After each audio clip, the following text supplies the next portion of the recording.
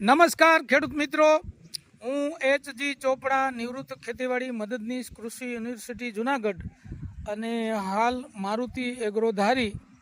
આજે તારીખ 3/5/2026 રવિવારના સવારના 9 કલાકે હું આવ્યો છું ખીચા ગામે.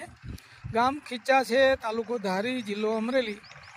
અને આ મારા સામે જે ઊભા હોય ને એ ભાઈ છે ભગવાનભાઈ વાગડિયા, ગામ ખીચા.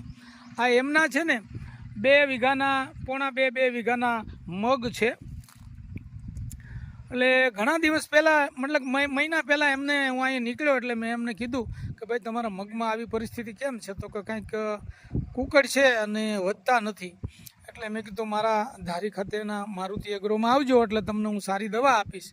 એટલે આપણે એમને 2 કિલો હ્યુમિક આપ્યું, આપણું રેવા કંપનીનું હ્યુમિક ગ્રીન SP છે ને એ આપ્યું. એણે પાયું અને ઉપરથી ટકાટકનો છંટકાવ કર્યો, એક છંટકાવ કર્યો અને ત્યાર પછી બીજો અઠવાડિયા પછી છંટકાવ કર્યો. એટલે મગની પરિસ્થિતિ એકદમ કવર થઈ ગઈ, સુધરી ગઈ અને મગ છે એ એકદમ સારા થઈ ગયા અને મળ્યા ફાલ આવવા. પછી ભગવાનભાઈ મારી પાસે આવ્યા, મને કે સાહેબ હવે ફાલનું કાંઈ કરવું છે, ઈળું ને એવી આવી છે.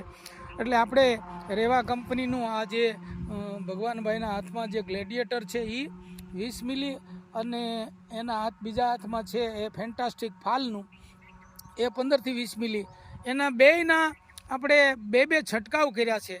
અને એ છંટકાવ કર્યા પછી અત્યારે એને આમ ખુશી થઈ ગયા કે નહીં, બહુ સરસ રિઝલ્ટ છે. આવી દવા અમને ખેડૂતોને જો આવી સારી સલાહ અને સારી દવા મળે ને તો ખેડૂતો છે એ એનું ભલું થાય એવું છે, એવું એના મોઢેથી આપણે સાંભળીએ. ભગવાનભાઈ દવાનું કેમ રિઝલ્ટ છે? કેમ છે સાહેબ? રિઝલ્ટ બહુ સરસ છે. સાહેબે મને દવા આપી, મેં 2 રાઉન્ડ કર્યા. હા, અને દવાથી મને બહુ સારું રિઝલ્ટ મળ્યું. સારું રિઝલ્ટ મળ્યું. પણ સૌથી મહત્વની વાત તો મારા માટે અને ભગવાનભાઈ પણ કહે છે કે ખેડૂતોની વાડીએ જઈને તમે યોગ્ય માર્ગદર્શન આપી અને દવા આપો ને તો એનું રિઝલ્ટ સારું મળે છે.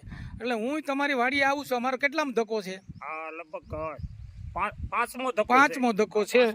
એટલે હું મોટે ભાગે મારી પોતાની સિસ્ટમ જ એવી છે કે ખેડૂતોની વાડીએ જઈ સલાહ સૂચન આપવાની, જોઈ અને નિરીક્ષણ કરીને દવા આપો એટલે એને રિઝલ્ટ મળે.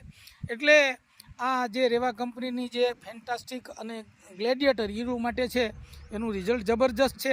આપણે આ બાજુના પાકમાં પણ આપણે નજીકથી જોઈએ, જુઓ તમે કેટલું બધું શીંગું છે. અને હવે શીંગું પાકમાંથી આવી ગઈ છે.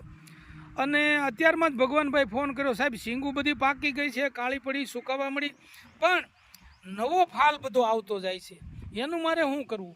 એટલે જે આ નવો ફાલ આવ્યો છે ને એ પણ હવે